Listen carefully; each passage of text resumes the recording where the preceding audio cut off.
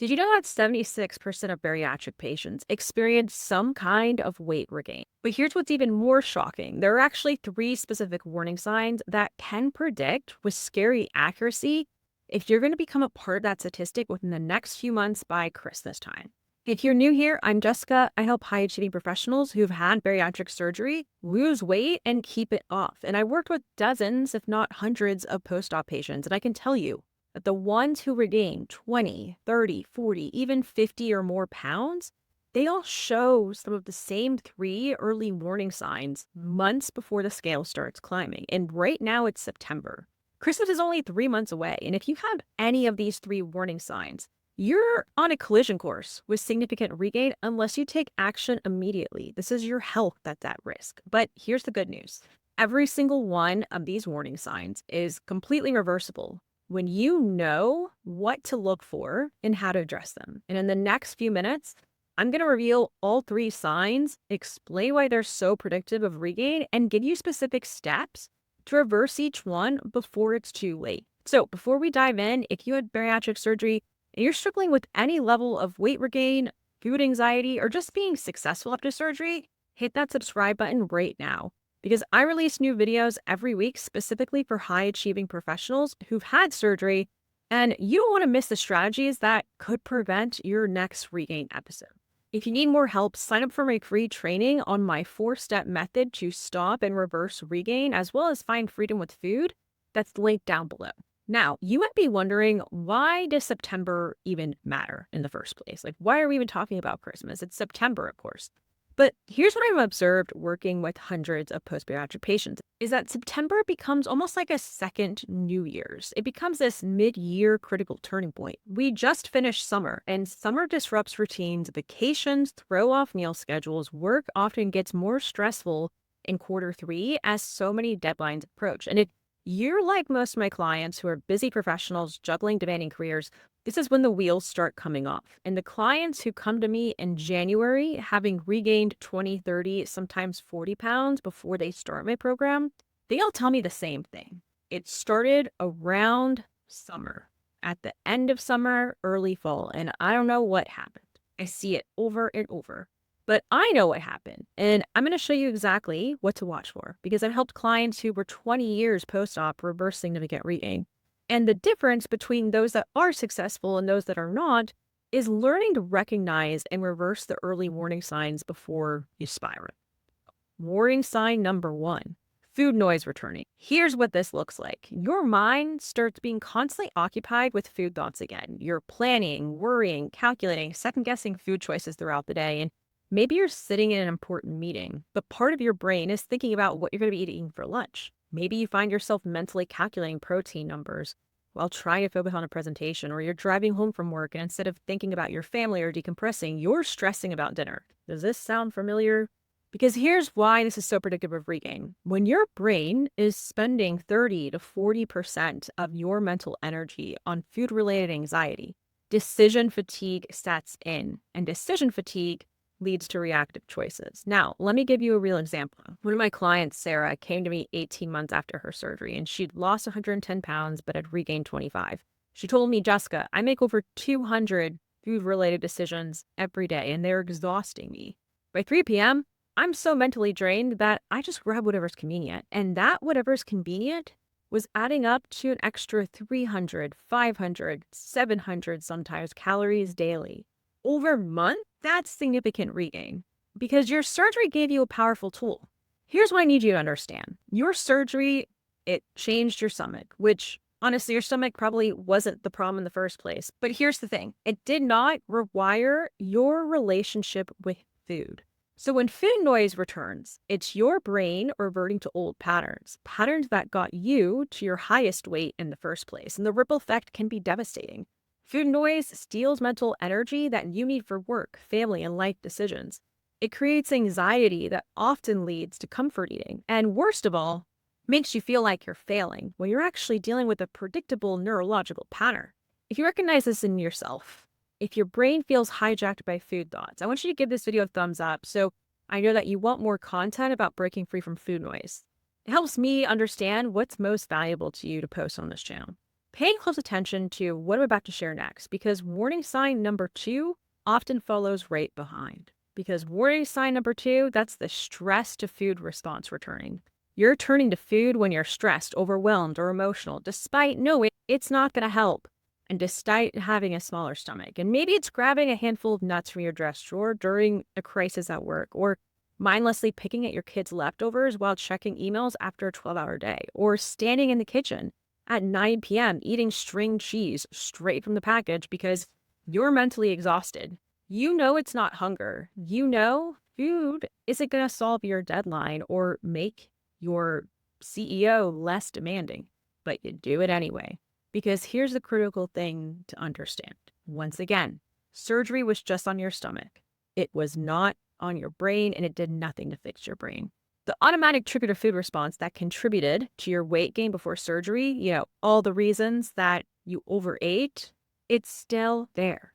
It's like a pathway in your brain that got carved deeper over years of use, and surgery did not erase that pathway. It just made it harder to act on by reducing your stomach size. And here's what happens when stress eating returns. Your brain finds ways around your surgical stomach. Maybe you can't eat a whole pizza anymore, but you can graze for hours. You can drink your calories. You can choose slider foods that go down easy. One of my clients, Maria, described it perfectly. It's like my brain becoming a food engineer, finding every loophole around my sleeve. And the science behind this is fascinating, but also terrifying. When you're stressed, your prefrontal cortex, the part of your brain responsible for rational decision making, it goes offline. The limbic system, which controls emotions and triggers, then takes over. And if food has been your go-to stress relief for years, that's exactly what it's going to reach for. This is why willpower does not work. You're not lacking discipline. You're dealing with a neurological hijack, and the compound effect is where this gets really dangerous. Stress eating causes guilt. Guilt creates more stress. More stress triggers more eating, and before you know it, you're caught in a cycle that's adding pounds weekly. And the scary part, this warning sign accelerates exponentially during the holiday season. More work stress as the year end approaches, family dynamics during holidays, schedule disruptions, or social events centered around food. And if you recognize this pattern in yourself, I want you to know that you're not broken. You're dealing with a brain that needs rewiring, not more restriction, not another diet. Talk about the most dangerous warning sign. Warning sign number 3, the early warning system shutdown. You've stopped doing the basic monitoring behaviors that kept you successful. Maybe you're avoiding the scale because you don't want to know. You're forgetting to take your vitamins in the morning rush. You haven't tracked your protein in weeks, and you have zero accountability system with yourself. This might seem like the least concerning warning sign, but it's actually the most predictive of significant regain, and here's why. Without any kind of early detection systems, 2 pounds becomes 20, 20 pounds becomes 30, 30 becomes 40, and before you even realize what on earth is happening. So let me tell you about Jennifer. She came to me about 2 years post-surgery, having regained 40 pounds, and she said, Jessica, I have no idea how this happened. One day I was at my lowest weight, and suddenly I feel like a failure, and like I'm on track to head right back to where I started. And when we dug deeper, here's what we found. She stopped weighing herself 8 months earlier because she'd gained 3 pounds and didn't want to be obsessed with the scale. She stopped taking her vitamins because she was always running late. She stopped checking in with herself weekly because she was too busy with work. Those 3 pounds became 10. The 10 became 25, and the 25 became 40, all while she was in complete denial about what was happening. This warning sign is insidious because it feels like freedom at first. I'm not obsessing about the scale. I'm not micromanaging my food. I'm living my life. That's what you might be telling yourself. And here's what you need to know. Your brain interprets this absence of monitoring as permission to revert to old patterns. It's like driving without looking at your speedometer and wondering why you got a ticket. The compound effect of this warning sign is devastating because it accelerates the first 2. When you're not monitoring, food noise increases because you have no clear boundaries, and then stress eating ramps up because you have no accountability system to catch it early. Most importantly, this warning sign eliminates your ability to course correct quickly. My most successful clients catch problems at 2 to 3 pounds and address them immediately. The clients who come to me having regained significantly before working together, they catch problems at 20 to 30 pounds when the solution requires much more intensive intervention. Now, here's why this becomes critical before the holidays. The holiday season is when monitoring typically gets even more lax. I'll deal with this after the New Year's. The holidays are too busy to worry about this. Or I'll get back on track in January. You might be telling yourself one of those things. Then January comes, and instead of 3 pounds to lose, it's 25. So if you're realizing you might have this warning sign, smash that like button because this helps me reach more folks who need the information. And if you haven't subscribed yet, do it now. Now, if you recognize yourself in any of these warning signs, here's the good news. Every single one is completely reversible. And I'm not just going to tell you what to do, I'm going to teach you exactly how to start implementing these solutions today. So, solution number one is decisional elimination for food noise. Because the first warning sign, food noise returning, the solution for that is what I call creating a decision elimination strategy. So instead of making 200 plus food decisions daily, you create default systems that run on autopilot. And here's exactly how this works. You're going to create what I call your default menu system. Pick 3, 5 go-to meals for every situation in your life. For work days, maybe it's some egg muffins for breakfast, turkey and cheese roll-ups with nuts for your second meal, a grilled chicken with roasted veggies for meal 3 and meal 5, and that's it. No thinking, no negotiating with yourself. For travel day, be prepared for those, right? You want airport salad maybe with packed protein if you need to bring it yourself, or a hotel room emergency kit with tuna packets and nuts. For stressful days, you got a meal plan, like pre-portioned emergency meals that you can grab without thinking. Maybe it's pre-made protein boxes in your fridge or something that is in your freezer, or a go-to order on DoorDash or delivery that you know works for your stomach and your health goals. The key is this. When you eliminate decisions, you eliminate the mental bandwidth drain. Your brain stops wasting 30 to 40% of its energy on food negotiations and can actually focus on what really matters, your work, your family, and your life. Starting today, I want you to write down your current 3 biggest food decision points during the day. And for each one, create one default option that you'll use for the next week. No exceptions, no negotiations. Solution number 2, pattern interruption for stress eating. This return of the stress to food response, you need pattern interruption techniques. So I'm going to teach you the exact 2-minute intervention my clients use. So first, you got to be able to identify your stress eating triggers. The most common ones for a lot of my clients are work deadline pressure, family conflicts, feeling overwhelmed by your schedule and everything you got to do, but also that 3 p.m. energy crash. So here's the pattern interruption protocol. It's the stop technique. Step 1 is I want you to stop. S is stop. Stop whatever you're doing and pause. Pretend like you're a time traveler hitting pause on the button. T is think. I want you to think about what's going on right now. What am I feeling in this moment, emotionally, physically, mentally, that's causing me to feel the need to eat? O is observe. I then want you to observe, am I physically hungry or emotionally hungry? P is proceed. You then want to proceed with an ulterior coping strategy. Now, you could set a 2-minute rule and set a timer for 2 minutes and do one of the following. Take 10 deep breaths while looking out a window. Text someone that you care about, something positive. You could do 20 jumping jacks or push-ups against your desk, or write down 3 things you're grateful for. 15 minutes later, I then want you to check back in with yourself and ask yourself, am I still hungry? Physically hungry? 95% of the time, the urge will pass because you gave your brain what it actually needed. A break from stress, not food. And the science behind this is that your stress response lasts about 90 seconds until you feed it. When you interrupt the pattern, you literally rewire the neural pathway from stress to food to stress to healthy coping. So once you start today, pick your number 1 stress eating trigger and commit to using this protocol the next time it happens. Let's talk about solution number 3, smart monitoring for early warning. Now, for warning sign number 3, the early warning system shutdown, you need what I call bulletproof maintenance protocols. This is not obsessive tracking. It's about smart monitoring systems that catch problems at 2 pounds instead of 20. So here's your weekly success check-in. Every Sunday, I want you to spend 5 minutes doing these 4 things. Number 1, the scale check. Weigh yourself and write it down, not for shame, but for data.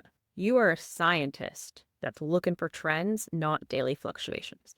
Number 2, the energy assessment. I want you to rate your energy level from 1 to 10. Low energy often predicts regain before the scale shows it. The stress level review. How stressed were you this week? On a scale of 1 to 10. And high stress weeks require extra vigilance the following week. Then lastly, I want you to do a win celebration. Write down one thing you did well with your weight loss goals or your eating or your health journey this week. This rewires your brain to notice success, not just problems. So if your weight is up 2 to 3 pounds for 2 weeks in a row, I want you to implement a course alignment week. The key insight here is my most successful clients catch regain at 2 to 5 pounds and address it immediately. And the clients who regain 30 plus pounds are the ones that avoided the scale until their clothes stop fitting. So start today. Pick one day of the week that will be your check-in day. It doesn't have to be Sunday. Pick a day that you can consistently commit to and prioritize yourself and put it in your calendar as a recurring appointment with yourself. Now, here's a critical piece that so many people miss. You can't address these warning signs individually. They're interconnected. Food noise triggers stress eating, which leads to avoiding accountability, which increases food noise. It's a cycle. And when you implement decision elimination, your stress decreases because you're not constantly negotiating with food. When your stress decreases, you're less likely to eat emotionally. And when you're monitoring consistently, you catch problems before they spiral into food noise and stress eating. That's why my most successful clients use a comprehensive system that addresses all three simultaneously. Like Rebecca, who was 2 years post-op and had regained 30 pounds. When she came to me, she had been experiencing all three warning signs before we started working together. And using this brain rewiring system, she not only lost the 30 pounds, but achieved food freedom. She told me, Jessica, I can handle work stress now without even thinking about food. My nutrition runs on autopilot, and I have systems that keep me on track without obsession. And I finally trust myself around food. The difference was that she didn't just learn about these strategies, she implemented all three as a system. So if this video helped you in any way, especially if it helped you identify warning signs that you didn't even realize you had, let me know in the comments. Which of these three signs resonated most for you? And listen, if you found value in the video, please hit that like button and subscribe button because it helps YouTube show this content to other people just like you who desperately need this information. Remember, these warning signs do not have to become your reality. You have the power to reverse them, but only if you take action now.